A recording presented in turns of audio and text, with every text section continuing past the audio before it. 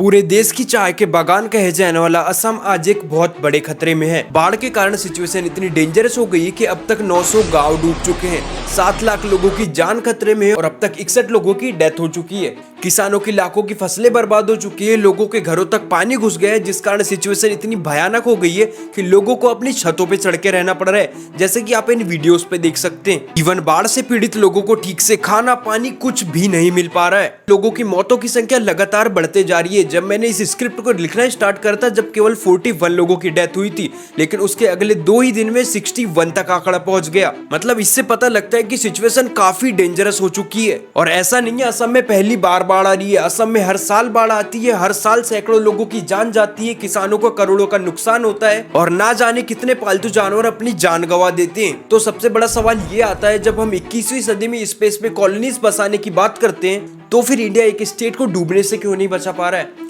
क्या असम का डूबना सिर्फ एक नेचुरल डिजास्टर है या फिर कोई सिस्टम का फेलियर या फिर कोई ऐसी मैन मेड ट्रेजेडी जिससे सरकार जानबूझ के इग्नोर कर रही है? आइए समझते हैं असम फ्लूड ट्रेजेडी की पूरी सच्चाई आज के इस वीडियो में।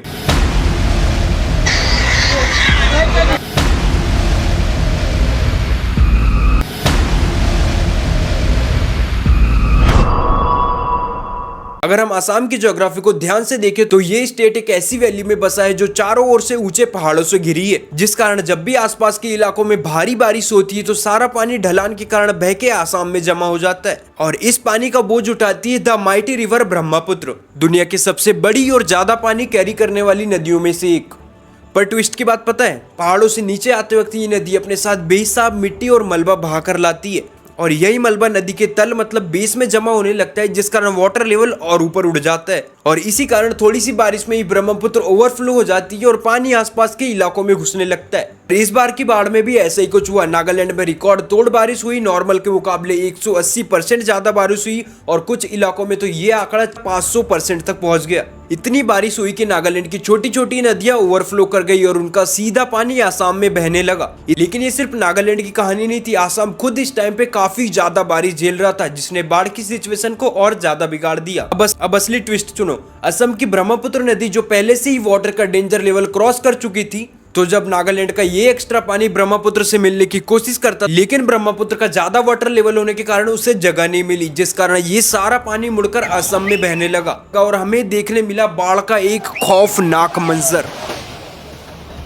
तक जो हमने देखा वो सिर्फ नेचर का काम था, लेकिन सवाल ये है, इतनी तबाही सिर्फ बारिश की वजह से हुई या फिर किसी और चीज ने इस सिचुएशन को इतनी भयानक बना दिया? असम में बाढ़ से बचने के लिए 1950 से अब तक 423 एम्बैंकमेंट्स बनाए गए हैं, जिनमें से 295 अपनी डिजाइन लाइफ ऑलरेडी पार कर चुके हैं। आसान भाषा में कहूँ तो समझ लीजिए एक्सपायर हो चुके हैं। मतलब ये पुराने कमजोर इंफ्रास्ट्रक्चर है जो किसी भी वक्त टूट सकते हैं और यही हुआ भी। इस साल 29 अप्रैल से 6 जुलाई के बीच 18 एम्बैंकमेंट्स टूट चुके थे। सिर्फ अब सरकार की असली आयरनी समझिए, 2021 में वोट मांगते वक्त अमित शाह जी ने चिल्ला चिल्ला के कहा था, सिर्फ एक बार आसाम में बीजेपी की सरकार आने दो, पूरे आसाम को हम बाढ़ मुक्त कर देंगे। मुझ पे बिलीव नहीं हो रहा तो इस वीडियो को देख लो कि एक 5 साल हमें और दे दीजिए, आसाम को बाढ़ मुक्त बनाने का काम भारतीय जनता पार्टी की सरकार करे। लेकिन पता है आगे क्या हुआ? बीजेपी इलेक्शन जीत तो गई, लेकिन 2021, 22, 23, 24, 25 और अब 2026 लगातार 6 साल से असम बाढ़ में डूब रहा है। और ये मत सोचिए कि 2021 के बाद सरकार ने इस बारे में कभी बात नहीं की। 2025 में अमित शाह ने फिर से नए प्रॉमिस किए। इस बार सैटेलाइट मैपिंग, बड़े रिजर्वर्स और ब्रह्मपुत्र का पानी स्टोर करने का प्लान बताया। लेकिन सिर्फ 1 साल बाद ही हम 2026 में बाढ़ का भयानक मंजर देख रहे हैं। एक दिन में ही 6 एम्बैंकमेंट्स टूट जा रहे हैं, 60% से ज्यादा एम्बैंकमेंट नेटवर्क रिपेयर मांग रहा है। इवन खुद असम के सीएम हेमंत बिस्वा शर्मा ये मान रहे हैं कि 80,000 से ज्यादा बाढ़ पीड़ितों को अभी तक कोई रिलीफ नहीं पहुंचा है। तो सवाल ये है, सॉल्यूशन इतना क्लियर होने के बावजूद सरकार इसे परमानेंट फिक्स क्यों नहीं करती? असल में अब तक का अप्रोच सिर्फ पैच वर्क रहा है। असम के 423 में से 295 एम्बैंकमेंट्स ऑलरेडी अपनी लाइफ पार कर चुके हैं, फिर भी बार बार रिपेयर करके उन्हें ही यूज किया जा रहा है। एक्सपर्ट्स और पार्लियामेंट की कमेटी ने साफ बताया है, रिवर ड्रेडिंग, वेटलैंड्स की बहाली और अर्ली वार्निंग सिस्टम ही इसका परमानेंट सॉल्यूशन है। और पता है इसके लिए फंडिंग भी आ चुकी है। अक्टूबर 2025 में अमित शाह कमेटी ने 692 करोड़ रुपए दिए थे वेटलैंड रिस्टोर करने के लिए। तो फिर सवाल ये उठता है, जब सॉल्यूशन पता है, उसके लिए पैसा भी आया, तो फिर 2026 में फिर से वैसा मंजर क्यों? अब यहाँ एक और बड़ा ट्विस्ट आता है जो शायद आपको पता ना हो। क्योंकि ब्रह्मपुत्र इंडिया में शुरू नहीं होती, तिब्बत से निकलकर चाइना से होते हुए आती है और चाइना इसी रिवर पे दुनिया का सबसे बड़ा डैम बना रहा है। इसका मतलब बड़ा सिंपल है, ब्रह्मपुत्र नदी का पूरा कंट्रोल चाइना के हाथ में है। और सबसे बड़ी चिंता की बात तो ये है कि इंडिया, चाइना, बांग्लादेश, भूटान, इन चारों कंट्रीज ने वाटर शेयरिंग को लेकर इस रिवर पे कोई एग्रीमेंट किया ही नहीं। मतलब चाइना चाहे तो अचानक से पानी रोक सकता है या अचानक से छोड़ सकता है। इंडिया के पास इस चीज का कोई भी लीगल रास्ता नहीं है। अब ना असम की करंट सिचुएशन पे आते हैं। सरकार के द्वारा मदद की लगातार कोशिश की जा रही है, चाहे वो एनडीआरएफ हो या फिर रेस्क्यू ऑपरेशंस। लेकिन जनता का कहना है कि ये मदद काफी नहीं है। हेलीकॉप्टर से जो खाना पहुंचाया जा रहा है उसे पानी में ड्रॉप किया जा रहा है और जैसे तैसे जनता बाढ़ के पानी में जाकर उस खाने को पकड़ रही है, तो खाना गीला होकर सड़ जा रहा है, जिस कारण वो खाने लायक भी नहीं बच पा रहा है। हेलिकॉप्टर ऊपर दिया फ्लाड रिलीफ दे खुली आसो। पता है सरकार के द्वारा खाने के नाम पे क्या दिया जा रहा है और कितना दिया जा रहा है? सुन के आपको भी शर्म आ जाएगी। क्या दिया था आपको?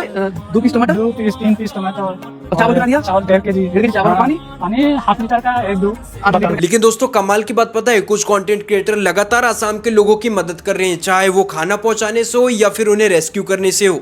अपना थोड़ी इंपॉर्टेंट बात बता रहा हूँ, थोड़ी ध्यान से सुनना। अभी असम में ट्रेजेडी चल रही है तो असम को हमारी जरूरत है।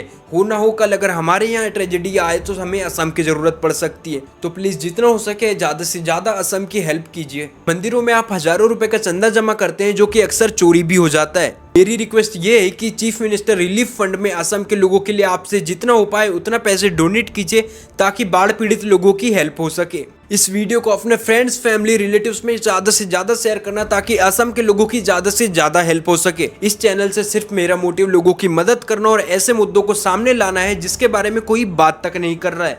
तो अगर आपको ये वीडियो थोड़ा भी पसंद आया होगा तो एक लाइक करके चैनल को सब्सक्राइब कर लेना।